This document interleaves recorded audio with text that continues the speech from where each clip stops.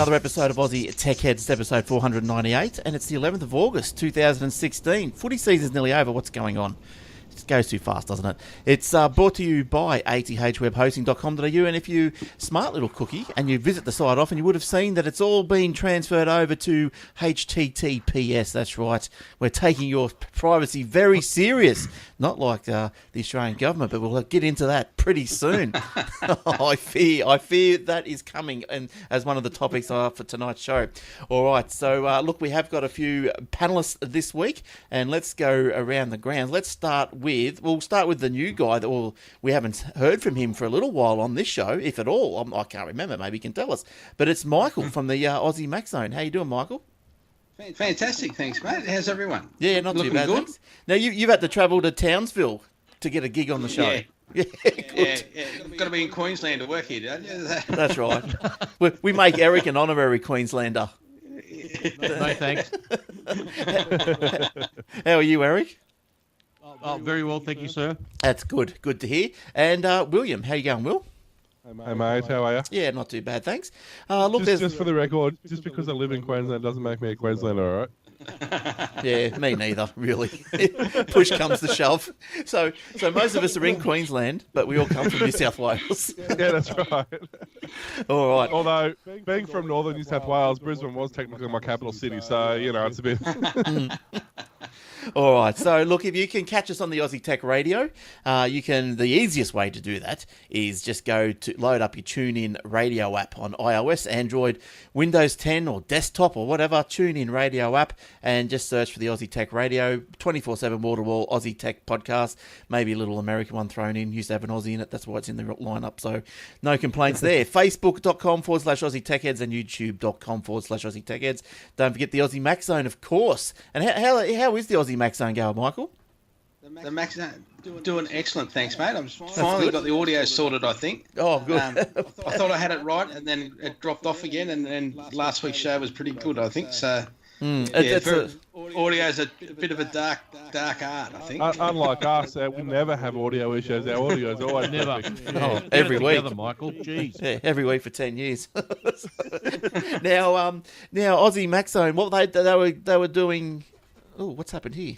Nothing. The mouse froze. Now it's back. Now, Aussie Mac Zone, you were doing giveaways, I hear. Now, what's the go with that? Have they been given away, or are they still... No, it ended last Sunday on the 7th, and hopefully we'll have it sorted by the end of this week about who gets what prize. And nice. That's for our 100th episode, so nice. 150th episode. Sorry. Wow, that's just crazy. Now, also, I know I'll send you my address later on, mate. Yeah, thank you. Now I hear, we're just concentrating on Michael here because we haven't talked to him for a while, but he has been or is going to see someone famous. Have you been, or are you yet to go? No, that's going to see Steve Was on the 30th of August. Oh, that's Sunday soon. night. Right, that's very soon. And yes, can't wait. And then No. I was seeing on on Flipboard tonight there was 10% discount tickets for some of his shows, some of his talks, not shows, but yeah. Yeah, right. Did you just stump up for the personal meet and greet? No, Don't care. No, he didn't offer to pay. He didn't offer to pay to come and talk to me. So, oh, is that right. what you mean? Yeah, that's right. That's what I meant. Yeah, he never stumped up. I said I know Glenn and I'm from Aussie Mac Zone, and I would have thought that'd be enough to. He's too make nervous. You want to come to this. Yeah, he's too nervous I to will talk have to my you. new Aussie Mac Zone shirt on the night. Oh, well, there you go. You might be able to sneak up, brush past him or something. Touch get King an Was. autograph on it. Yes. Now, so don't forget the Aussie Mac Zone. You can get that through iTunes, of course, and I don't know, wherever else you get podcasts. The Obsidian Loft, Old Fart Geeks, and Aussie Tech Security. It is coming back, the Aussie Tech Security. It hasn't faded, don't worry. What's going on with you guys, Will? I saw the Old Fart Geeks. They've been Facebooking away. Yeah, we're doing that. Obviously, I've got a video to edit and upload when I get time, but we were going to do one on the weekend, but the reason Warlock's not here tonight, his dad's just come out of surgery, so there's been a few scheduling issues, let's say, over the last couple of weeks. But we haven't forgotten about it. We'll be bringing them back. We've got a special show we're trying to hold off for probably about a month with the Obsidian Loft because there's a massive update coming, and that'll be at Minecon, which is next month. Right. So that'll be a reason to do that. And yeah, Old Fart Geeks is a bit hit and miss at the moment, but we'll get there. Going to make it happen. So good stuff. Now, look, we got to talk about the census, don't we? You know, go on. We don't have to. I mean, it's pretty self-explanatory. I know, it's pretty self-explanatory. Now, in 3 words or less, explain this. Well, that's how many people got to put it through. Now, out of everyone here, I think, is Eric the only one that's actually done it? Oh, yes. Michael, have you done yours? No, I haven't. I can't do things to waste my time, mate. Yeah. And I wait till I hear it's perfect, and then I'll go online and do it. Cop that, Malcolm Turnbull. What about you, Will? Have you done it? We tried. We actually tried. I think it was the night before, and we hit submit, and it took like 8 hours, and then timed out. And then we tried obviously the same night. So well, it had to route through China. Yeah, the website was working. Right, or Russia. Nothing else was. Yeah, well, the funny thing is about this census, right? It's so badly planned. The whole point of the census, whether it's online or paper form, is that it is supposed to be a snapshot, like a picture. So if I did a screen grab right now of what I can see on the screen, all you guys would be here, plus me, 4 guys, at exactly 8:18 p.m. Sydney time. This is what's going on, right? Yeah. And that's what the census is supposed to be. It's supposed to be at a point in time on Tuesday, the 9th of August, 2016, what is everyone doing? Where does everybody live? How many people are in your house? You know, that sort of stuff. And then they've said, oh, but you've got 6 weeks to get it in. But not only that, the thing is, they're like, okay, well, I went to my mate's place on Tuesday night. I went to a different mate's place on Wednesday night. I was at my house Thursday night. I had some friends around, you know. So depending on what night I fill the census out, I could be accounting for the same person 4 times. That's right. And they say, just try and remember based what on you were Monday doing. night. Tuesday night, isn't it? Wasn't it? Yeah, Tuesday night. Yeah, sorry. Yeah, Tuesday night. Well, They say, just try and remember what you were doing on Tuesday night. Who's going to make a note? Yeah. Of what I was at a party with 37 people. Now, who exactly was I there with, and who wasn't I there with? Yeah, and you've got that's just stupid. It's just a disaster. You can't tell me that Google doesn't already have all this statistical information anyway. Yeah. Well, it's not that. I think what a lot of people don't like, me included, is that, you know, the tax office has all our information. That's over there. The bank has all our information. That's over there. Google has certain information there. Facebook over there. Credit card companies, you know, savings accounts, whatever, right? But the problem with the census is that it's a government body, and it's aggregating all that information, and that's what people are nervous about. When all the information is spread out, Google's not going to share their information with Facebook because they're in the business of collating their own information and not trying to sell monetize their data. Yeah. Right. So even though most people have got their digital footprint somewhere, it's not aggregated, and that's the problem with the census. It aggregates everything. Yes. You know, when they start asking you, and I'll tell you what a lot of concerns I've been told by some of my clients is they ask you for your name, right, address. Number one, they don't need that. All they need is your postcode. Yeah. And because that pretty much, you know, when you're doing demographic planning, they base it on postcodes or regions, right, or postcodes within a region. Yeah. And so they want name and address, and now they're going to keep it for 4 years instead of 18 months. Then they say, oh no, but after it goes, the name and address goes to this database, blah blah blah, and the only way we link it is everyone gets a number. It's like, well, that's like a back door. Right? No one wants that. It's a back door. Yeah. So then they ask you, and this is my clients. This is the clients I've been talking to. Their concerns that where I live and how much I earn. Now you don't think the tax office is going to want to get a hold of that? Yeah, well, that's right. Yeah, That's what they're saying. Well, hang on a minute. You told your taxable income last year was this, but you're telling me you live in let's call it Point Piper. Yeah. And you're taxable, and you own, and you live at this address. We did a Google Street View of your house on Google Maps, and we did an estimate of valuation on onthehouse.com.au. Put the address in, it'll give you. You put anyone's address on onthehouse.com.au, it'll give you a value of it. Yeah, right? it's pretty good. And then they look at that, and those values are pretty accurate. Give or take 5%, just say. Yeah. And they go, righto, there's the value of your house. Your taxable income is this. But what the here's a Section 264 audit notice. But what? Yeah, and surprise, you get audited now. But what I think they're saying is that your name is randomised, but it's shit. Yeah, but it can't be. It can't be randomised because they said in the next census, the same algorithm. It's all linked. Yeah, the same algorithm is going to be used, so we know that randomised, so-called randomised number is still you, although it's randomised. That's right. So there's still an algorithm. The number itself has been randomised, but it's been connected to your details, which is basically saying it's a back door into the system. Yeah. So and that's what a lot of people don't like, and me included. Yeah. So how many kids you've got? Well, hang on a minute. And their names. Mm-hmm. I'll tell you the ages of my kids. You don't need to know their names. Yeah. Yeah, well, that's right. What's the names going to do? There's already a birth register that tells you what the most popular name is. Yeah. So, another example, they ask you what school your kids go to. This is what a client was telling me, right? What school do your kids go to? Now, there's a client in the eastern suburbs. He's got 4 kids, and all of them are at private schools, and each private school costs $35,000 a year. Whew. Right? That's 4 kids. That's after-tax money. Yeah. Yeah. And he lives in, let's call it, I'll pick the suburb close by, I won't tell the exact suburb. Let's say Vaucluse. Yeah. Right? And his house would be worth upwards of 8 mil. But his taxable income might be a lot lower than that, let's say. Yeah. Yeah. Now, they're going to look at that and go, hang on a minute, what's going on here? Yeah. Right? And this is what the clients are complaining about. So they're telling me they're not filling it in. Well, they just fill in bogus information. Yeah, or just lie. But the census, about, what's your name, and just put you can see if you put a full stop or a comma in the field, it'll accept it as your name. What I don't get is the paper came out, right? That this notice that came out to say do your census.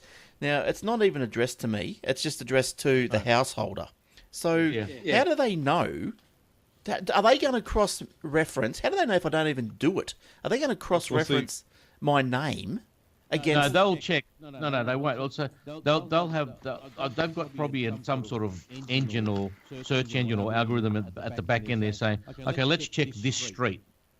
Right. And everyone in this street except that one has put their form in at number, whatever number you are. Yeah. But I don't understand how, they can't expect me to open a letter that says to the householder, because every letter they receive says to the householder is spam, so I don't even open them. They go straight in the bin. If they can't be bothered personally addressing me a letter, well, tough. But then that would be a breach of privacy. If they personally address your letter, then that'd be another complaint where everyone will be going, well, how does the ABS know my name and address? Yeah. Where do they get that from? It's been a total cock-up. They want me to tell them. So this is what I'm trying to say. They want me to tell them who I am.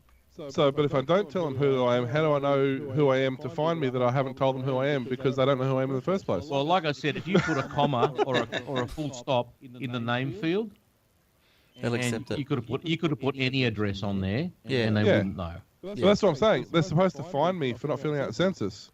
But they don't know who you are. That's right, yeah. But they don't know who they are. They don't know who I am to find me for not filling out the census because they didn't address the letter to me to give me my personal identification number to know who I am. There's no individual barcode that says this barcode belongs to, Dr. Smith or whatever. People are saying this is why we don't have digital elections. Digital elections would be different because I would be the person registered to that account and I'm the one making that call. That's right. But I'm against it. I would even go to say that if they're not going to go online election, I think at the very minimum, it should be digital roll marking. Yes. At the very least. Yes. Yeah, so you get there. You've been listening to Bronny. In the old days, with the barcode. In the old days, you were told that you because if you're at this address in that part of the suburb, you can only go to this booth or that school. Now, you can go. Your name goes to 5 or 6 different booths, and you can go 5 times and vote 5 times. And they just say, "Have you voted today?" And you go, "No," and they go, "Okay, then." And they just cross your name off. I mean, boneheads, right? But now they should have a database that does show up. Yes, a database at each booth, and as soon as you vote, it wipes you off everyone else's database has voted. Yeah. At the very least, they should have that. Yeah. So anyway, so the national census, there's been so many adjectives and whatever to describe it: catastrophe, a debacle, and the list goes on. Hashtag census fail. So look, I've just checked the website now, and lo and behold, it is up. So go and do your census now. This is but by the end of the show, we'll check it again, and we'll see. The reason it's up now is because everyone's listening to us, True, and not doing the census. Well, yeah. The funny thing is, like, if they want to charge me, $165 a day or something from not filling out the census, can I charge them $180 a minute for every minute I wasted of my life trying to make that stupid internet work? You could try. Yeah. I don't know how you'd I was go, talking to but you someone. could try. I was talking to a lady today, and she said, "I said, how'd you go with your census? Did you fill it?" She goes, "Well, I can't. We don't have internet." And she got one of the online ones. So Yeah, good one. That's the same. He doesn't have it. That doesn't They even were have all a computer. online, weren't they? Weren't they all online? No, You had to request the form. No, I think No. as far as I believe, there was only about a third were online, or 2/3 were online. No, 2/3 online, 1/3 paper. But it was random who got paper. Oh, I didn't know it was random. I thought it was. There's no scientific research went into who needs paper. Right. It's just like, every second one, give them paper. Well, this is what I was saying last week. Dad doesn't even have a computer, and he's like me. If he sees a letter that says to the householder, he just chucks it in the bin. So not only would he not have had the paper copy, even if he did get sent it, he doesn't have it. So he's like, oh, whatever. So if they Well, want that's to the find thing. him, That's they what go you for said it. before, Will. If it's not addressed to him and he doesn't fill it in, how would they know that he didn't fill it in? Yeah, because apparently So, the way they're going to get around this, apparently they're sending teams of census people around to door knocking and asking if you still fill in the census or not. And if you say yes, they're going to go check online. And all you say, because of the debacle, say, well, I did it. If you guys don't have it, that's your Not problem. my problem. That's, Well, that's right. right. We've already filled it out. There won't be no Check in fines. Beijing. Yeah. Go check in Beijing. I bet you they've got it. Would you like my IP address? Oh wait, it's shared with everyone else in the suburb. I thought. Yeah. Exactly. Now, look, I'll give you some stats. I'll give you some stats, and we'll go on a little bit longer on this, but after I give you these stats. But we'll have to move on. But the ABS, which is the Australian Bureau of Statistics, received 2.3 million census forms before the site was taken down, citing hacking or attacking. No one really knows. No one That- knows. and that's oh, the they other- do know. They do know. But they're not telling they're us. Not saying. Yes. Now, the ineffective geo-blocking issues, this is what they were citing. They were saying that the geo-blocking wasn't working. But, who the hell in America wants to get onto the census.gov.au? So anyway. What's this geo-blocking? That's rubbish. Yeah. Well, look, it probably was geo-blocked. And I saw a What couple about of... the people that are overseas? Aren't they Yeah, supposed but they to fill did it it. in? They did it the wrong way around. They geo-blocked it to Australians and not people That's overseas. right. Everyone in China could get in, but we couldn't. So, anyway, this McGibbon dude said that the Australian Signals Directorate was investigating the source of the attacks. First time I've ever even heard of the Australian Signals There was Directorate. no attack. But that most of the traffic came from the US, although the website was only supposed to be accessible within Australia. So the geo-blocking measure failed. So it's crazy. Despite the federal rubbish. government warning Australians could risk fines for not completing the census on time, they said the deadline for completion was the 23rd of September. That's more than a month after the night you're supposed to remember where you are. This is just a complete joke. But hey, remember it took them a week to figure out voting, so it's not surprising really. Yeah. Well, it took them a month to work out who was in the Senate. And that's a joke too. Now, the government spent millions of dollars. Have a guess how much they spent on this census. Look, 45 million. Don't tell me, because I'll throw up. Just to get it to the online position that fell over, it was 9.6 million was given to IBM to host the census. So, what's going on So with does that that? mean- Yeah, They've got to no, give it hang back. on, but wasn't it more than that? Wasn't it a total of like 25 million? There was only 9.6 was given them to host it, but wasn't there another 10 million Develop used for the back end, development? front And end, then yeah, they decided to spend $100,000 on Test. testing. and test it. Yeah. You know, IBM. They were in Bermuda when this is going on. Okay. I'll take your 25 million. I'll see you later. Now, wasn't IBM behind the Queensland payroll problem as well? You remember? No, I thought- no, wasn't that? No, it was IBM. No, No, it was Kevin Rudd. Blame him. Allegedly. Oh, no, sorry, I'm thinking of the health. I'm thinking of the health department. Yeah, that's what I'm To be thinking. fair, Yeah, the payroll. Health. Yeah, that was no. That wasn't IBM's fault. That was Queensland Health for using a system that they were told wouldn't fail. But They used a system from Germany, and the Germans said this system will not work. It does not do what you want it to do. And they went, "Hey, it'll be perfect. Let's use it." So anyway, they had $1 million across multiple contracts to Melbourne-based IT firms for load testing. Now, the Census boss told the news.com.au of the morning of the 9th of August that we have load tested it at how's this egg on face? We have load tested it at 150% of the number of people we think are going to be on it. Did they think that Well, then their estimate for the people that was on it must have been 1. That's right. The population of Australia is currently 245. They tested it. They load tested it at 150% for 8 hours straight, and it didn't look like flinching. It bloody flinched. Yeah, but that's because on the night, didn't it? Well, I heard a different story. I heard that it was crashing all the whole day, on the 9th of August, the whole day, and right until the afternoon, and they still went live with it. Yeah, And it was crashing. It was falling over all the time. As I That's said, I just from their know testing. myself and a few other people I know tried to submit the night before, and after 8.5 hours, it just timed out.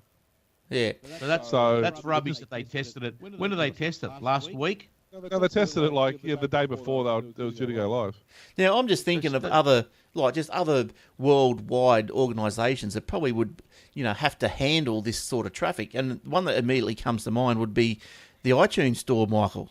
How that must have to be able to handle probably as many concurrent connections to the store as what people would be connecting to the census, wouldn't it? Households. Yeah. Yeah, but worldwide, not for as long. I wouldn't have thought it was for as long. Because, the time it took to fill out the form is different to buying. Oh, yeah. Yeah. But you also got no one trying to screw... Well, I doubt whether there's many people trying to screw you over in one end to... Well, what about people... how many people would you... Oh, this is pretty wild, I know, but how many households in Australia? There must be, I don't know, 8 million? Say? Yeah, it'd be about 8 million. Yeah. So 8 million households. So would there be 8 million people in the world using iCloud at any one time, do you think? Absolutely. Yeah, absolutely. Yeah. So iCloud and iTunes and Apple TV. Yeah. And all the Microsoft services, what I can't OneDrive worldwide. Yeah, I can't get across why this thing failed. Why IBM, right? Big Blue, biggest thing in the world. IBM, it fails. Yeah, that's what they do, services. Yeah, and it failed. What they're supposed to be good at. They haven't said IBM failed. IBM might have set it up, but it was on Australian government equipment, not. Yeah, it was handed over. Probably on Windows XP. They might have had a bank of VIC-20s out the back or something. Yeah, exactly. All right. Oh no, it's bloody shocking. The other thing I heard also was when a certain let's call it security experts heard that the ABS said, "Oh, we were hacked," or denial of service, blah blah blah. That's why it went down. They got onto their computers and looked. They've got some software programs. These security guys. They looked at. They could track the denial of service attacks worldwide that were going on at that particular time. Yeah. And they said there was no unusual traffic coming into Australia. Yeah. From China or anywhere else. Yeah. The thing just fell over because they're useless. Maybe it was Trump. Yeah, it's Trump train. Trump train went straight through it. He was looking for Hillary's emails. Yeah, that's right. No, Hillary was downloading her emails onto our servers. That's where she's hit him. That's it. She's gone. We got her. All right. Okay, let's move off the census. The hassle is, yep. My hassle is that they spent so much time before the night saying that it wasn't going to fail. Yeah. Well, doesn't that tell you something? The lead up to this census, the week before, there was so much publicity and so much public relations. It's foolproof. It's the, you know what that reminds me of? That old saying, I think thou protest too much. They were overselling it. You don't see Apple coming out saying, "Oh, by the way, everyone, our servers aren't going to fail." They just shut up and let it happen. Yeah. And the more you promote something that's not failing, there's a 100% chance it's going to fail because We dare you they're that- talking it up.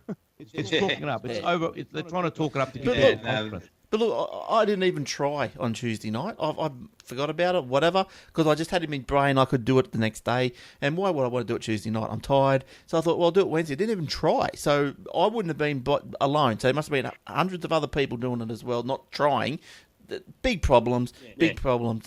It was a debacle. Well, and unfortunately, it happens to everything the government does. Unfortunately, it costs us money. That's because Yeah, they waste of made it our only, money. made it only compatible with IE6. That was the problem. That's right. And what was that other one? That browser that Jim Clark came out with. Landscape Navigator. There you go. Yeah. Gold edition. What about Opera? Don't even mention Opera. Opera's great. Opera comes with built-in VPN now. Oh, that's Is good. that right? All right. Well, Yeah, but it is owned by the Chinese now, isn't it? Oh, probably. Yeah, but then They bought it the other day. They're using it on the farms. They just keep buying up in Australia. yeah, that's right. now let's move off that census. I think everyone's probably got sick of it by now. They're all rolled up. How's your blood pressure, everyone? If you haven't done it, go and do it. Let me do a quick check to see if it's still up. Hang on, refresh. I'll see if the site's still up. Oh, it's still up. So they must have actually- fixed it. Try and fill yours in, Glenn. Oh, I'm not going to do that now. No, I will tomorrow. Microsoft has backflipped. Now, this will be up. This you might be interested in. This one, Eric, has backflipped on the Australian Office 365 migrations. Now, earlier or previously, you might have heard the report that Microsoft, if your data, 365 data, was held in Singapore, then they opened up the Aussie servers and they said everything's going to be migrated across. Well, not any longer. They've done the big old Microsoft backflip. They're trying out for Rio.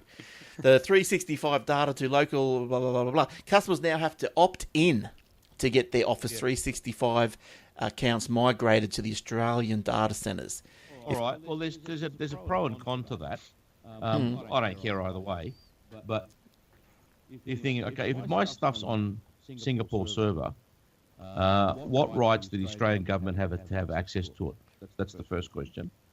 That's right. Right. Yeah. But on the other hand, because it is on the Singapore server, I'm more prone, well, not prone, but I'm open to data being stolen, confidential data being stolen. Yeah, by foreign governments. Not held in, whatever. That's not held in an Australian server. Yes. The flip side to that is... Wait, but you think it'll make a difference whether it's a No, Australian well, Microsoft server or a Singapore Microsoft server? Well, based on the Or an Australian American experience at the Microsoft moment, server? I'd probably say that it's probably safer in Singapore. But it's not the location or the hardware. It is the location. That's right. It's the location and who has the governance over it. Really, Yeah, the government. So I'm bound by, for example, if my data is sitting in Singapore, the data retention and production for legal purposes might be subject to Singaporean law, which means that Australian jurisdiction, unless there is some sort of agreement between Australia and Singapore in that area, Australian laws might, if someone was to do something illegal, it could be, tough luck. It's not in Australia. You can't touch it. Yeah. I'm not saying that's true. I'm saying that could be an issue. On the other hand, if it was in Australia, I'm subject to all the laws, or, the criminals are subject to all the laws in Australia, and the federal police, for example, would have access to that data under a warrant, have access to the data held in an Australian server. Federal police would not have access to that data in Singapore.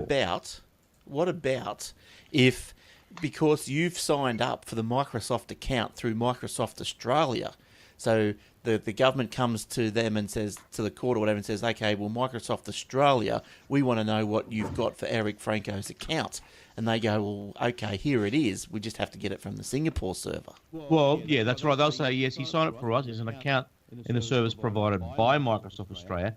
However, his data is held outside of Australia. Okay, so if you're concerned about this, if you're concerned about it being held in Singapore, you have to opt in before the 31st of October. Apparently there's a deadline. Yep. Then they won't be able to do Yep. it. They won't migrate it after the deadline. So, I That's don't know. right. What do you do? Close your account? Can you migrate it yourself? No. I don't. I used to have exchange. I used to have a host the exchange at the office, but I don't do that now. New 365 customers will continue to see their data automatically stored in Australian data centres. So new customers are okay. Customers can request. I wonder if the government has told Microsoft that, hey, you've got a lot of Australian information stored outside of Australia. We don't like that because we have no control over, cyber security and all that, blah blah blah. So maybe that's a condition that they've been forced upon. Maybe the condition, yeah. But why are they doing it back? Why are they stopping it? But anyway, customers can request the migration through the 365 admin portal. So last year, Microsoft was promoting the fact that local hosting. And this is what really gets me. I think it's just the lies that are spun, or just it's all spin. Yeah. Like the untruths or the misleading hoo-ha just to get you in, to buy it or whatever. But anyway, last year, Microsoft was promoting the fact that local hosting, would overcome latency concerns. Obviously. Sounds good, wouldn't it? Sounds good. So the locally hosted services provided fast performance and offer geo-redundant backup. Sounds good.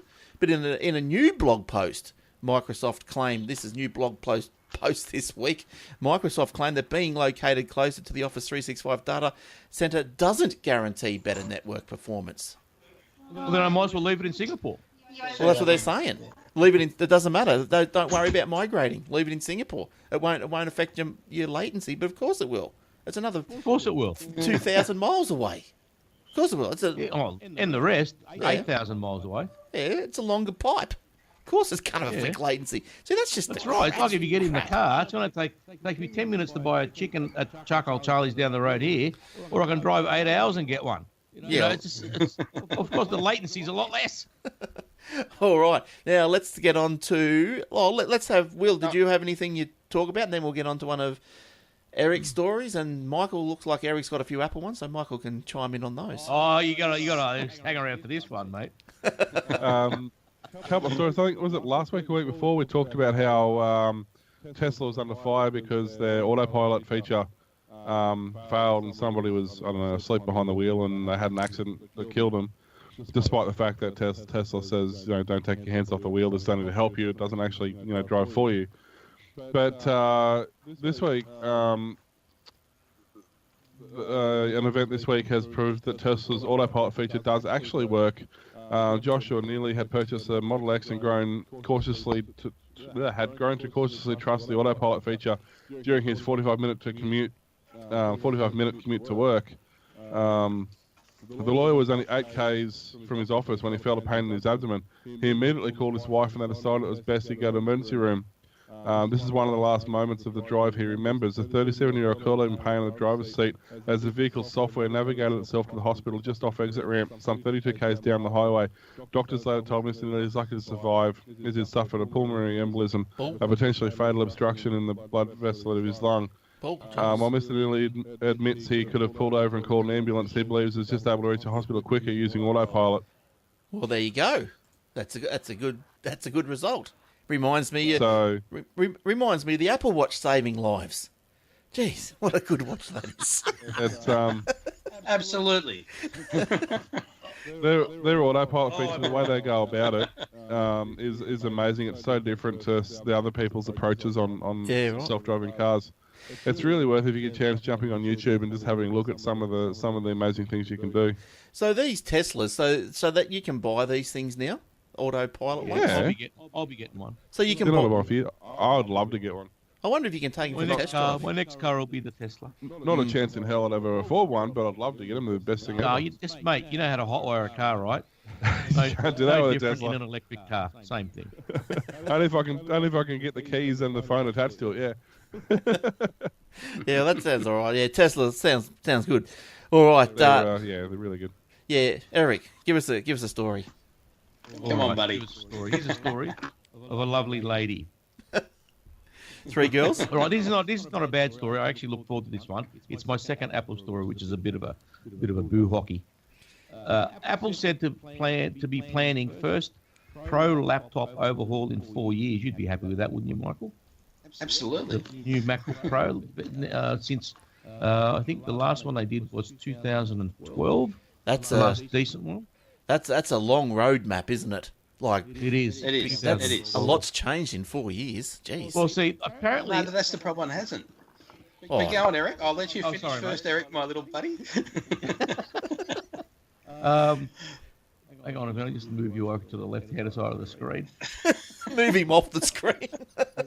which are on the other screen. Because apparently, I was on this article down the bottom. There's a link there, and you can watch a video there of they're interviewing this guy, and he says on it that the reason they haven't done a lot of updates on this particular line is because Steve Jobs said that this is effectively the laptop replacement when he came out in 2010.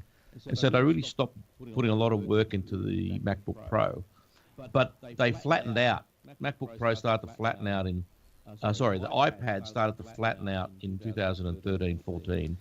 And I think we can all see that. Everyone's pretty much got one now. How many? Yeah. You're not going to buy one every year, are you? No. But apparently the MacBook Pros, even though they weren't doing much work on them, they were quite resilient, and their sales were always in between 4 and 5 million units a year, which is quite high. So they've decided that they're going to put more work into the MacBook Pro, and I think they said it's going to be released this year, September. Yes, the September event. Yeah. So I look forward to that. I think that'll be good. I don't need one right now. Mine's only a couple of years old. I don't know if you need a new one, Michael, or not. No, I'm happy with mine's 2 years old. Well, you probably had the same one as mine. Yeah. 2-year-old Retina 13-inch. Yeah.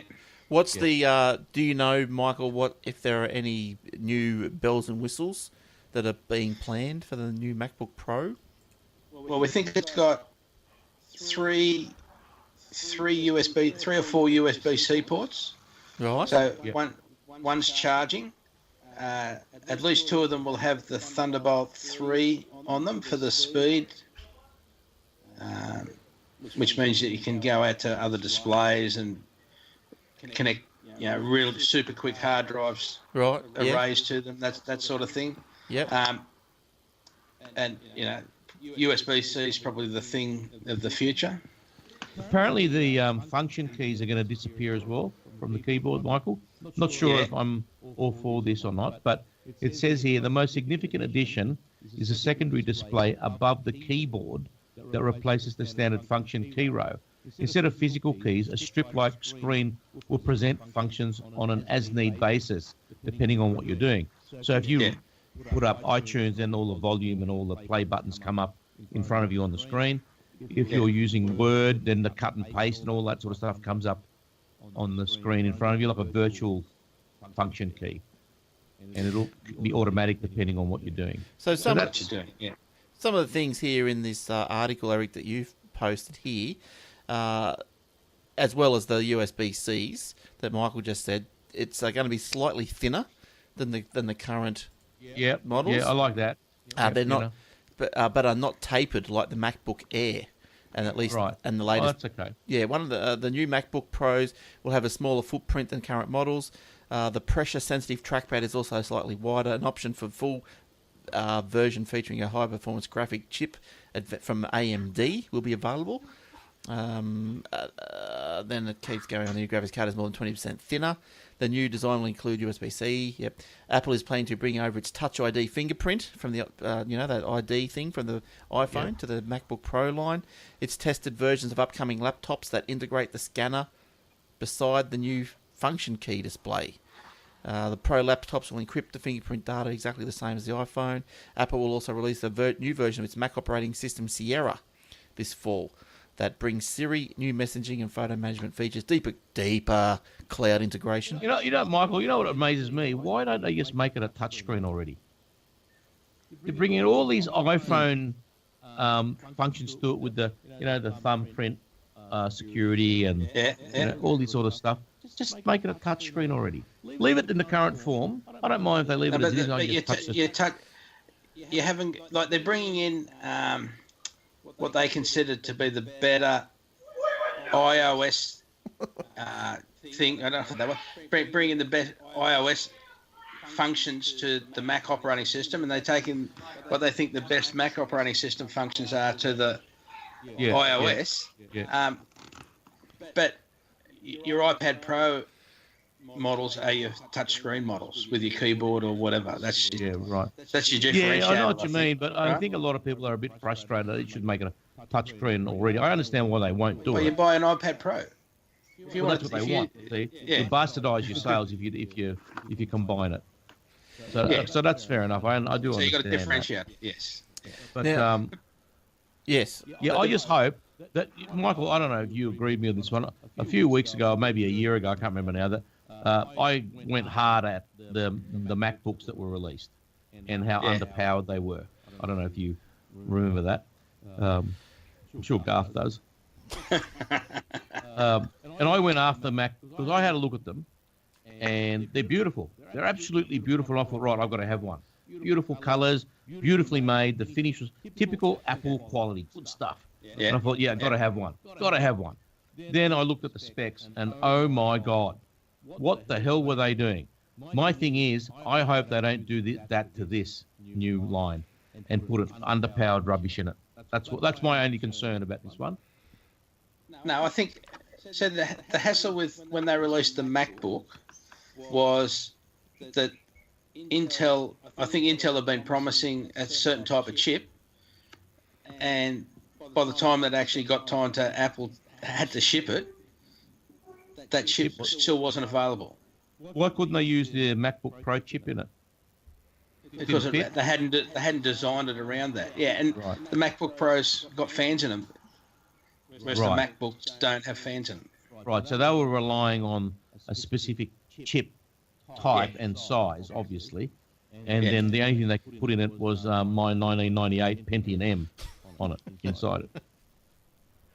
Yeah, and that's also why the MacBook Pros haven't been updated that much, is because they've been waiting on certain chips that, basically I think they've been promised by Intel that Intel haven't shipped yet. Yeah, we got the touch trackpad as opposed to the ordinary trackpad. We got little upgrades, but we didn't get some massive thing. Well, I thought that Intel were releasing chips, every few months. Haswell, blah blah blah blah blah. But obviously they were waiting for something else that was specific to the Mac. As far as I know, Intel their roadmap's one a quarter, isn't it? One chip a quarter. At least a year. But there's been some hassles where they've been.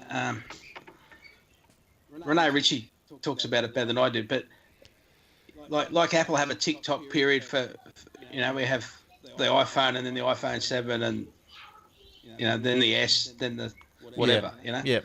But like the way Intel have been shipping is they've gone instead of going TikTok, they went TikTok. Yeah, I know, it was out of sync. In other words, it was out of sync. Yeah, and I think Apple had to make something and ship it, because it doesn't take a week to do. No. And I don't think Intel were had the gear that they could guarantee that we can supply enough to make. Just as Intel had released one, Apple was halfway through their development process, and by the time Apple finished their process, Intel was halfway through the next one. So they were always out of sync. Yeah. So they're trying to talk, say, look, just do the next one in sync, so you can release and we can release at the same time. At the same time, Because that's a shocking bloody specification on that MacBook. It really is freaking bad. And it's a shame because it's a beautiful machine. Yeah. All right. Well, look, I'm glad that the new MacBook Pro is coming out, and look, we'll even up the show with an Android story, and we'll find out from Will if he's had a visit from the Quadrooter. Have you every day? If you had a visit from the Quadrooter, Will. I don't know if we're talking about the same one, though. That's the problem. in the deep dark of the night. It's gone deep, deep, deep into your Android phone. And yes, that's the Quadrooter is a flaw that has been menacing 900 million Android devices. So serious vulnerabilities have been discovered in the software drivers for Qualcomm chipsets used in hundreds of millions of Android devices worldwide. What do you do, Will? Have you seen this? Has this affected you, being an Android champion? No, I've just been reading through all the Android news and not one has mentioned this. I've had to Google it to find out what the hell you're even talking about. Well, I will tell you more. I know what you're talking about. You're talking about that flaw that started back in June 16th, 2015. Oh, possibly. it's still going. Not really. Can I ask a question? Yes. Don't you get an automatic update from the Android people, the manufacturers? Don't they automatically update you with all the security patches? Isn't that the way it happens? You go for it. Go for it, Michael. That's how Apple happens, you know. Yeah, that's right. Pretty simple. There was an update this week. Did you get that one, Michael? Oh, yes, I got it. Thank you. Sorry, we all got it this week. We updates 3 or 4 times a week, and this was patched ages ago. Well, it says here the new drivers divided. So chipsets are found in newer drivers from Android makers Samsung, HTC, Motorola, Sony, LG, as well as in security and privacy-orientated handsets like the BlackBerry Priv, who cares, and Silent. BlackBerry, are they still around? Hello. Yeah, that's their last handset. Thank goodness. Now they still got a keyboard. They've come out with a USB keyboard. Sticking to that keyboard. I think they did leave it on there. No, Eric, their latest keyboard, they're bringing out the new model of their BlackBerry with the PS2 keyboard. Yeah, good one. With emoji stickers. What they're talking about is this: the vulnerabilities can affect 900 million Android smartphones and tablets, etc., that use the Qualcomm chipsets. So yes, it's technically possible that almost every device, 900 million devices, can be potentially affected by this. So, but from what I understand, it's been patched several times successfully. From what my I'm just looking in the App Store now. There's actually an app you can download called Quadrooter Scanner. It'll tell you if you're susceptible to it, or if it's been patched, or if it's been if you actually got it. But it seems like they've pretty much all been patched from what I can gather. But you're right, it is something. And if you are running an older handset, you could potentially be susceptible, because some of the older handsets, or if it's if it's cracked in any way, running a different operating system or anything like that, then potentially yes, it could be an issue, because you're not going to be getting the official updates. Yeah, I think that's everything from. It even affects modern hardware, like even the Samsung Galaxy S7 and S7 Edge. So even the real current stuff can be affected by it. But from what I can understand, it's more or less, assuming everything's up to date. Yeah. It's more or less impossible to get. Yeah. So pretty much that's what Checkpoint security firm has suggested, that.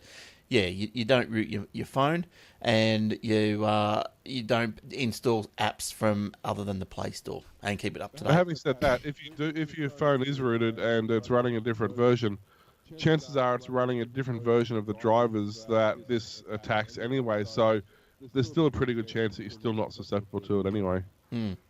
All right. You got any more, Will? So there's a thing. There's this thing about this new operating system that Microsoft's released that apparently was free and now isn't, or something. I don't know. I don't keep up with things like that.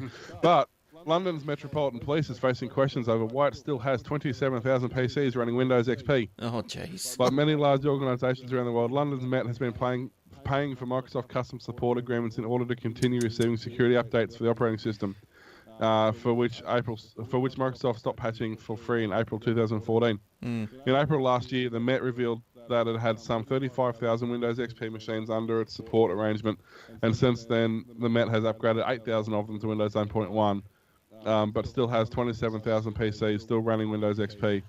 Well, you'd think that it can't be legacy software holding them back if they've updated some. The major concern is security of London information on this dangerously out-of-date system, but I'd like to know how much money the Met have wasted on bespoke security updates. Their IT consultant also questions why Met was migrating to Windows 8.1 instead of rather than Windows 10. Windows 8.1 is neither the newest version nor the most used, and staff are more likely to be familiar with Windows 10 than 8.1. According to the BBC, the Met has £1.65 million or $215 million deal with Microsoft for continued Windows XP support until April 2017. Oh my God! The police force. You could So update your whole system for that amount. the problem is a lot of them haven't been updated because the systems that currently haven't been updated are relying on legacy software that's not supported on any more recent operating systems. The Met is not alone in coughing up taxpayer dollars for continued XP support. The US Navy last year agreed to pay Microsoft $9 million for Windows support until July 2016, with $31 million option to extend it until 2017. The Australian Department of Finance revealed earlier this year that it's paying Microsoft $3.4 million per year for XP support. Can't these clowns get together and say, okay, how much is it going to cost Microsoft? They say $9 million. They go, okay, us, the Mets, and the Navy will pay $3 million each. Why are they all paying Microsoft? Or you could pay a developer a couple of $100,000 to take your software to the next level. Well, this is true. Oh, but anyway, just quickly, we're in the wrong game. I think we should be in the rip off the customer game. Yeah, the easiest way to do that is just ring up random businesses and say, hey, I can make you a website, but it'll only cost you $5,000. And then you get the money up front, and then you don't do anything, and then 6 months later they get the shits with you, and they go to somebody else who does exactly the same thing. That sounds like I don't know anybody who's been affected by that, but that's what you would do. If the federal police are watching, Will Tompkinson's address is. But I'll tell you something. I'll tell you something for nothing, Will. The hosting of that said website has been rock solid. The hosting hasn't failed at all. Speaking of websites, Glenn, I need you to do mine, mate. Seriously, Okay. We'll talk offline about that. All right. Just don't get the guys we're using. Now, while we're just touching on the Windows 10 here, when you upgraded from 7 to 10, you used to get this 30-day rollback period. Well, look, there you can still update. You can still migrate to 10 if you know how. There are a couple of little tricks. I think I spoke about it in a couple of episodes back. But just Google it. It's about the accessibility options. So you go through that sort of way you get into it. But anyway, what this little story is about is that you used to have 30 days once you did get there, but now you've only got 10. So anyway, that's something they've paid someone probably $100,000 to change the script. And that slashed the uptime. That slashed the time the user has to upgrade from 30 to 10 in a move. This is another part. Why do they have to add this rubbish into their story? Like, why do they have to go forward? They go, okay, but they've come out and said we've slashed it from 30 days to 10. See you later. But no, they have to go on and say in a move that Microsoft claims has users' storage space requirements in mind. Like, please, come on. This is the firm that makes Windows 10 download on your 4G connection if you don't watch what you're doing. Like, come on. Why do they have to go... Oh, you know what? Well, the other day, this is last week, this gave me the absolute craps. I'm working away. I've logged into the office from home, where I am now. I've logged into the office. And I'm working away, blah, blah, blah. And I go to click on a field on my software that I was working on, and it just froze. I thought, oh, well, maybe my connection's down, right? So I'll just give it a minute. So, 5 minutes went by. I couldn't log in, I just went out and have a cup of tea, came back, logged in. Then I logged back in, let me log in. It had restarted my machine in the middle of the day at the office while I'm in software. Yeah. It's just thrown everything out. It's rebooted the whole machine. I didn't lose any work, thankfully. But when you log in from VPN, it does the full login, and you can see all the icons start coming up on the bottom there. Yeah. Then a little says, your computer has just been updated. Well, you know why? You know why they do that? Because Microsoft is so thoughtful, Eric. They've got your security in mind. They didn't want your... But it says on my settings, the update settings. This was update so and much restart more at 3 a.m. This was so much more important than any user settings. I'm sorry. This is why you turn off auto updates. No, I can't do that because then I'll have a computer system like yours. Yeah, no, look, I agree. It's stupid. I set it to automatically download, but I don't say it to automatically install. I let it automatically download the updates, and then before I go to bed or whatever, I click on the install updates, and that way it doesn't restart in the middle of the day. Otherwise, well, that's the first time it's happened to me, and it gave me the absolute, Mine did it as Glenn rang to start the show. My computer went, no. Oh, I've had that happen too. I didn't get That's Glenn. I didn't get the Windows 10 update till like yesterday or something. Has everyone here got it? That use it? I don't. Even I've installed it on some machines. I don't use Windows 10, so. Oh. But I didn't think you would touch a Windows machine, Michael.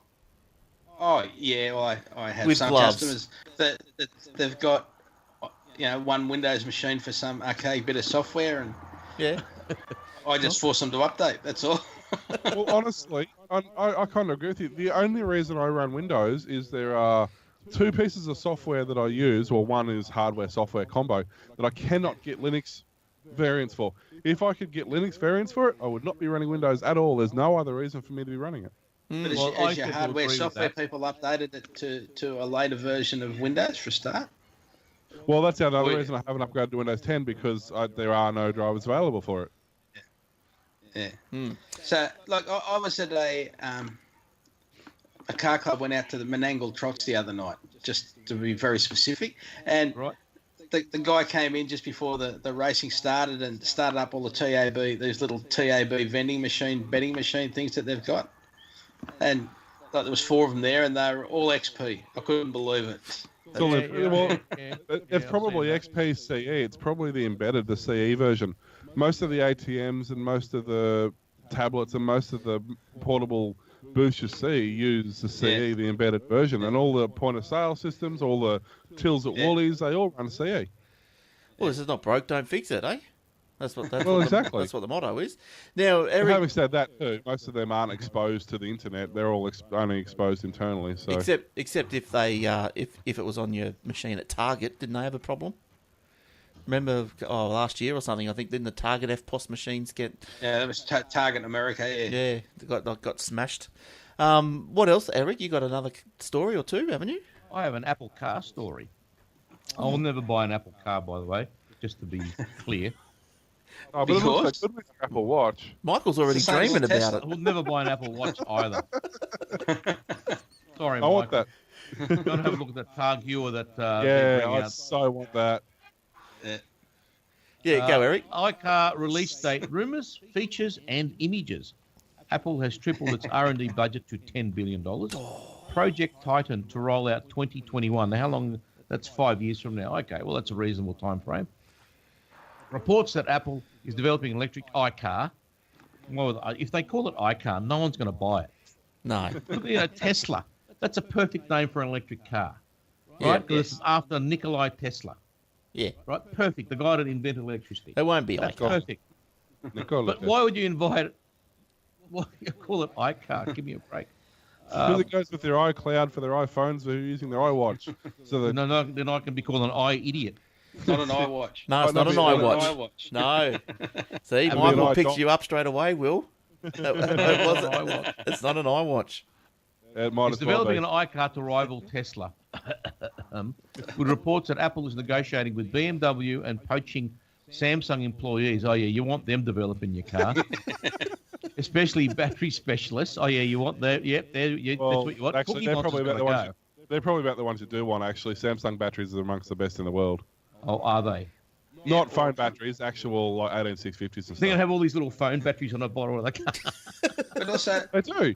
we're only assuming we're only assuming it's an Apple car because Samsung are used to copying so much. What it'll end up being is being an Apple Rocket.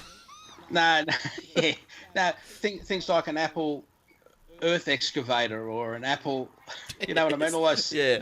That's all. equipment that Samsung make. Well, that's something. Why hasn't Apple got setting their sights higher? Like, with like Richard Branson wants to go to the moon or out of space. Well, you got to learn to walk. Apple's- You've got to learn to crawl before you can walk, mate. Apple's a very down to earth company, man. They can barely. They can look. And when Steve Jobs died, sorry, Michael, you're going to have to hear this. That's right. They haven't Has he developed. died? They've They're like developed. Elvis, you know. Yeah, he died? What are you telling me? Michael still knows what he was doing when he heard the news. When Apple, not the minute he died, but as soon as he died, a lot of very clever Steve Jobs affiliated executives left Apple. Some were fired, some left, and some were probably forced to leave. And Apple did you has say not some- come did up you with say- anything revolutionary since Steve Jobs has died. Did you say That's a fact. I would. No, it's not. I would Name disagree. one product, Michael. The latest Force trackpad. That was in the works before he died, mate. So was the watch. No, that was Cookie. That's all the Cookie Monster. Anyway. Just my opinion. I'm not saying it's right, but just my opinion. Just so you know, Eric, how close you actually were. Samsung 18650 cells. That's what powers a Tesla. What is it? Yeah. These 18650 lithium cells, right, okay. Samsung cells. How many? 7,600 power the small bank and 11,000 power the big bank. Why don't they? I don't mind. The good thing about having that many batteries in a car, not like the stupid Toyota Prius, which is one big battery. No, it's not. Yes, The Prius has, no, it's not. The Prius has 144 cells in it. Well, I repacked them at work, trust me. me. One. No, One. they haven't changed the pack since they developed the Prius. Haven't It's they? exactly the same pack. Well, I was told that the biggest problem with the Prius is that, or maybe it is 144, but if the batteries play up on you, you've got to pull out a chunk of the battery to replace it. Whereas with the smaller batteries, the Tesla, like you've said, they've got 11,000 or something. If a cell of the battery plays up or is damaged, you can just pull that cell out and replace it. A lot easier to maintain. Oh, it doesn't work like that. It doesn't. I don't know who's meant to do that, but that's not even remotely close. Well, because that's what I've been told and that's what I've read. The 18650 cells in a Tesla pack are all soldered together, and they're in banks of 111, I believe, and that any of one of those batteries in a pack of 111 can fail and cause the system to shut down. Each individual battery not only has an individual cell, there's also a 4-amp fuse from one pack to the next, or from one cell to the next that joins them all together. So to figure out which battery it is, you literally have to test 7,000 cells to find out the bad one. In the Prius, there's 144 separate cells split into two banks, so it's really easy to find out in a matter of a couple of minutes to find out which one you need to replace. Right. Well, that's not what I read, but I'm not saying you're off the mark there. I just read something different. So maybe what I read was old. These are easier to replace as a whole because the way they're designed makes the unit easier to replace. But as from an individual cell point of view, it makes these more practical to replace, but it doesn't make them easier. Right. So just quickly touching on that car story, Eric, I just read a bit more of that article that you posted here in the show notes. It says about the car development thing. They're developing the car. Did you know that it says here last year Sunnyvale issued permits to Apple, allowing the company to build a windowless repair garage, like one of the buildings that the Apple operates. Yeah. Yeah, it's windowless. So they're just so crazy That's about. just secretive. Yes, secretive. Look, that's fair enough. I would be too. Yeah, because the Chinese will steal but it. still, you wouldn't want to be working in there, would you? Like just trusting the air conditioning to suck all the. They'll have a garden in there, and they'll have the whole. Oh yeah, thing they'll have your Zenny, have your masseuse in there. I've worked in windowless environments before in a defence project. Yeah, it's just something you get used to. It has to be. You can't imagine working in a defence project and all these big picture windows. Yeah, come in. Now, what's that drone flying past for? That's right. Oh, it's got a camera. Hello. There's an old building in Southport. I don't know if it's still there, but you weren't even allowed to take photos of it. Like it was some defence thing. You can't even photograph it. You can't stand outside. Now, what's happened to Johnny Ives? Where's Johnny Ives, Michael? He's in a white room. I'm worried about him. You worried? Why? I haven't heard from him. You haven't seen him? No. For a couple of months? Oh, I'm worried. He was at the... Batteries are flat. He was at Goodwood a couple of months ago with one of his Apple employees and mates in the design department. Okay, which just happens to be a really special car weekend in England, or week in England, talking about the design of a 1940 Ferrari, I think. Saying how nice it was. Beautiful. I saw a client of mine 2 weeks ago, and she said to me, Eric, I have a problem. I said, what's that, love? She's about 80. She said, I just sold one of my Rolls Royces. Oh, really? That's a problem, is it? And he goes, oh, right. Why is that a problem? He goes, well, what, you don't have another car now? Oh, no. In her very English accent. Oh, that's not the problem, darling. What is the problem, darling? He goes, do I have to pay tax on it? I said, well, what are we talking here, love? She goes, and what sort of Rolls Royce was it? Some 1910 Silver Shadow or something? I can't remember. Yeah. And I said, how much did you get for that, love? And she said, 400,000. Wow. Oh dear. Superb. Wow. Oh, and then she showed me a photo. It was a beautiful car. Oh, sure it is, 400,000. Now, look, just quickly, because we're running out of time. Telstra prepares for the 5G network. So Ericsson's 5G radio test bed will arrive in Australia, and Telstra will test the 5G capabilities in real-world environment in September. Yeah, Look because out. our backbones are going to handle that because, the NBN's been so successful. They should have given that. They should have had love that the in time for NBN. the census. I love the NBN. I'm an NBN. Yeah, I love it when it fanatic. works. Is yours still playing up, the William? door is 100%, mate. Is yours Mine- playing up, William? Mine today has been okay. Tuesday and Wednesday, it has been as slow as a wet week. Like I've Really? been getting like ADSL speeds. Oh, God forbid. Now, What fibre? speeds are we talking there? I literally like 2 meg down and like 500k up. Oh, That's rubbish. Yeah, I'm fiber to the premises, and Yeah. it's really weird that it was basically started about the same time. We noticed it slowing down about lunchtime on Tuesday, and it didn't speed up till about midnight last night. Census. Ooh. Census. So Yeah, but I'm that not- should be. We spoke about this a few weeks ago. That shouldn't happen No. just because of traffic. Because Theoretically. the fibre to the premises is supposed to overcome the problems that Yeah. cable has when you've got a shared hub.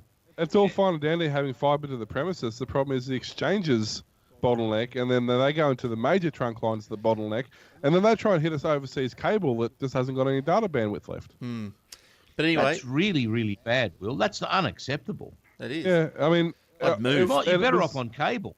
It was about 48 hours, so that's the worst it's been. I have had like a few odd hours here and there where it's done, like it's slowed down to like 20 meg down and like 5 meg up.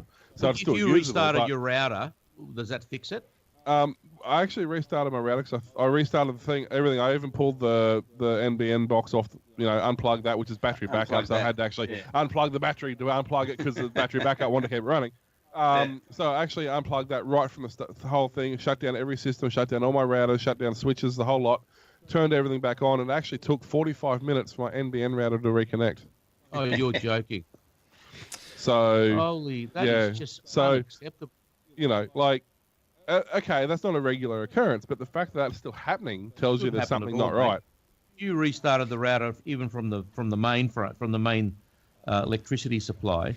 It should take no more than 5 or 10 minutes for you. But normally to it be up takes and running. about a minute. I think those. Well, I think, maximum 10.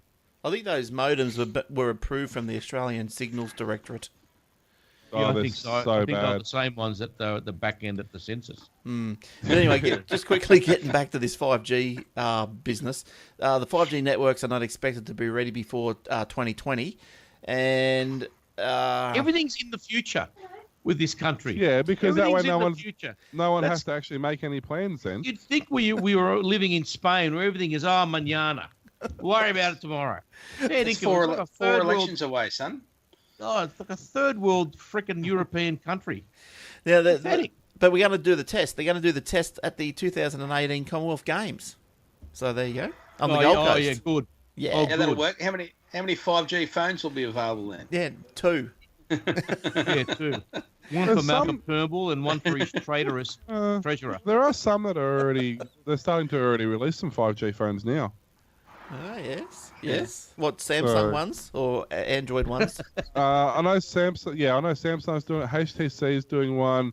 Hawaii, whatever they're called. Huawei. I wouldn't be Wow. buying anything Hawaii. They're would doing be, one. Aloha. They don't make bad phones actually. A couple of the Yeah, guys I know, but, work there is, with has but them, they are 51% owned by the Chinese government, so keep away. Yeah, but I mean, when they've got innovations like 5G, they have built-in wireless charging. They have dual SIM cards. They have a whole heap of features that aren't available on top market phones. Their You know what? processors are pretty. I like the idea of a dual SIM card. I reckon that'd be That's brilliant. good. Apple, It is. what are you doing? If you're not going to do that, I want a holographic phone. We're not even going to have SIM cards, mate. We don't have SIM cards. What do you have? We just Yeah, have a SIM. thing where you just type in a number and away you go. Control. Yeah, but we had that. It was called analog. Yeah. And CDMA. We didn't need SIM cards then. That didn't have a SIM card. That's right. Yeah, CDMA don't have that. No, Verizon in the States still got CDMA. Yeah. CDMA was fantastic for speed and for throughput and for coverage.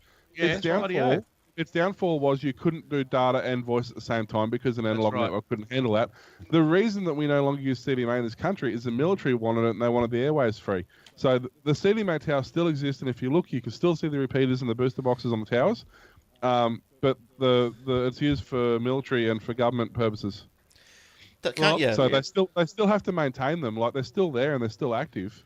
I thought you could hack them easier or something. Weren't they more susceptible? Analog you could. Like, the old school analog was relatively easy to get into. CDMA was pretty damn secure. I think CDMA is pretty rock hard. The Telstra... Not to say it's impossible. I mean, I'm sure somebody's figured out how to do it, but in terms of the average Joe Blow doing it, it's pretty decent. Well, the Russians would get hold of it. Now, this is my last one.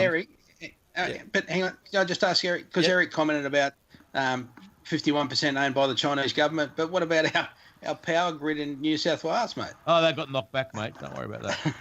What about our farms? The ports. Yeah. Look, I can feel a change. The wind's changing here. Yeah. It just go off topic a bit, because for a long time, both governments, complete morons, were just selling off strategic assets. Why would you sell the Darwin port to the Chinese for 100 years on a 99-year lease? Yeah. But they can't do that? They can't take it anywhere, and they're paying the best price now. Yeah, but what does that mean for our security? If it's owned by the Chinese, they can park any boat they want in Darwin, and there's not a damn thing we can do about it. Any of their boats, right? That's from their military ships or their freighters or whatever you want. Then they're buying all the islands around Queensland. Now, what have they used islands for in the South China Sea in the past? I think airfields was one of them. I wonder if they're going to do that on some of the bigger islands they've bought lately, like Lindeman, right? So they're selling all these assets, not realizing that the Chinese are actually putting in strategic footholds, not just in Australia, but in other countries as well. And that includes buying ports, buying islands around the country, then getting hold of their infrastructure, their grids, their water. They can just flick a switch and go, right, you're now owned by China. Yeah, well, the Chinese aren't doing it for shits and giggles. So they're not doing it. The Australian government knows. They just don't care. Well, they should care. Why? If they don't care, it's because they're getting something on the backside. Yeah, exactly. They don't care. At all. And that's treasonous. And they all should be hung up by the left testicle. They don't. Yeah, they're all treason, dude. That's they've already sold that. The Chinese owns that too. That's right. Chinese own that too. Both sides were doing it, and I think the winds are changing. Everything's going to be blocked from now on. The power grid was blocked. The farms are going to start getting blocked, and a lot of the real estate was forced. They were forced to sell them. Well, you're getting a more hostile Senate towards the right. So I think that's and the votes are going to the right. Finally, the left-wing bloody frickin' hand-wringers, bandsitters. It is easy to wind him up, isn't it? I love it. It is. Let me tell you about how great of a job Pauline Hanson's doing. Yeah, I put number one for Pauline. Don't worry about that. I actually don't mind what she seems to actually be doing a decent run this time. You know what? The only thing that I don't like about Pauline. It's not what's up here. It's not what she believes in. It's how she talks. Yeah, I know. I can't listen to her because it always sounds like she's about to cry. She might be. Now, listen. Well, let's move off of that. This is my last one for this week. Seagate has announced a 60 terabyte, 3.5-inch solid-state drive. Hooray! Is everyone excited? It might fit into 60 terabyte. What is it? 60. Oh, that's 60 terabyte SSD in a 2.5-inch form factor. But there be a need for that these days? It's currently because everyone's in the cloud. It's currently not available to consumers. The largest available one for consumers is the Samsung 15.36 terabyte SSD, and it's $10,000 per. So Oh. you can imagine how much this 60 terabyte one is going to be worth. So- But on the upside, it holds 4 million photos or 12,000 movies. So there you go. But And it has a... I don't know if there's a need for that sort of size disk on a local anymore. Oh, yeah. You know, why not? SSD on a server or in the cloud, perfect. So You know, fast recovery, all that sort of stuff. But on your laptop, you're not going to put a 60 terabyte drive on the laptop. No, I think laptops. You know, what do I use my laptop for? I've got a 256K. K. I carry a couple of 64 around in my back pocket. 256 or whatever it is gig in my laptop, and you're right, because it's all hooked up to the cloud or to your server at home or whatever. Seagate's claimed it has a roadmap to increase its capacity to at least 100 terabytes in the future. That's all good. As Eric said, put them in a server farm, whatever. Bob's your uncle. Oh, perfect for that. Very fast. Love it. Yeah, Google listening, good. Anyone eager to get their hands on the new 60 terabyte will have to wait.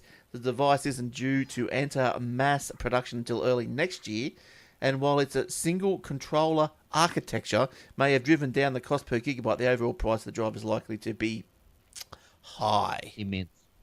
Yes, immense. I've got a 500 Yeah, gig 500 gig SSD on my MacBook Pro, and I've got 400 gigs left, and that's after 2 years. Yeah, I mean, Because everything's in the cloud. I mean, the only thing you'd use it for is something like video recording, like I'm doing now.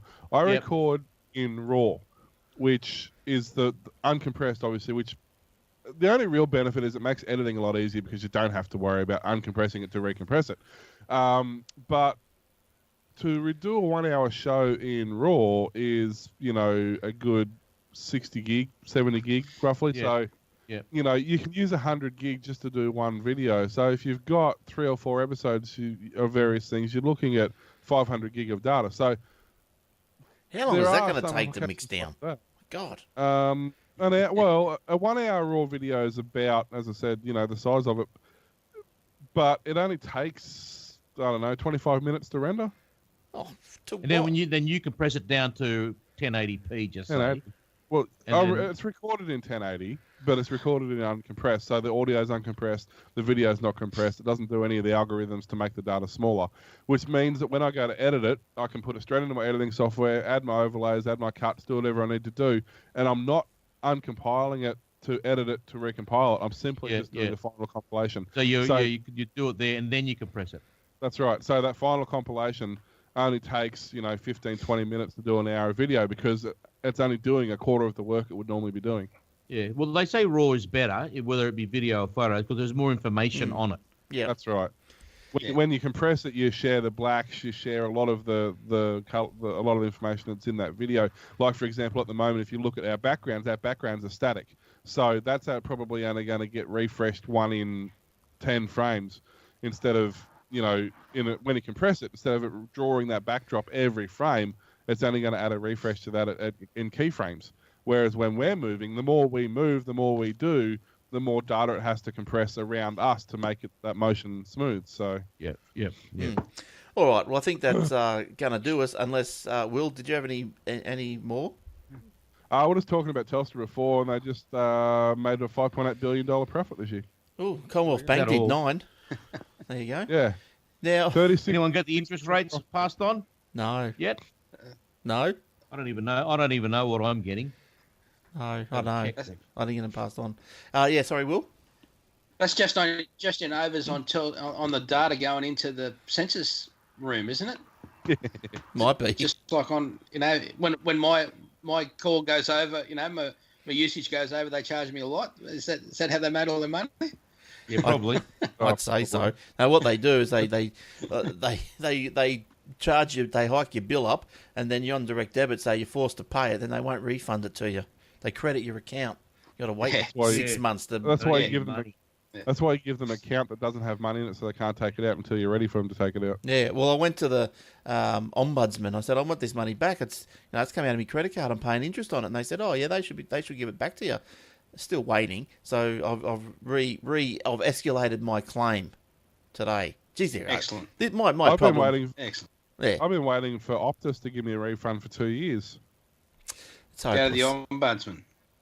Well, I have, and they said, Optus has got to refund it, and it's up to them when they do it.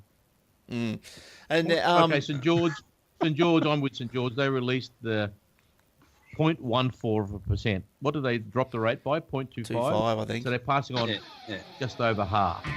Rubbish. Now, Michael, we didn't really ask you. Did you have anything you wanted to talk about in particular tonight, or are you happy? No.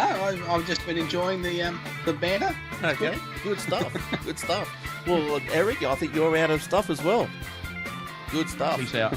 All right. Well, we're out of here for this week, so that's good. So thanks for downloading and listening to us once again, and I hope you got something out of it and some news, and you're brought right up to date. Because, look, I tell you, if you haven't been brought up to date by the end of our shows, well, you got some weird tastes in news. Because we got all the good stuff, I'm telling you now. So don't forget, leave us a review on iTunes, get us on the Facebook, YouTube, whatever it is. But thanks, guys. Thanks for coming in, Eric, Michael, and Will. Thank you. We'll see you all soon. And don't forget the Aussie Mac Zone. So thanks, Michael. Good job. Yeah. Cheers. Yep. Thanks for the invite. No worries. All the way from Townsville. All right. Thanks, Eric and Will. We'll see you, and we'll see you guys next time. Okay. Thank you, and bye for now. See you later. Thank you. Aussie Tech Ed is produced by the Secret Hub and recorded on the Gold Coast, Australia. Please visit our website and take part in our discussions forums at www.aussietechhead.com. Views expressed in the preceding audio do not necessarily represent those of Aussie Tech Ed or the Secret Hub. Thank you for downloading, and we'll see you next episode. Bye for now.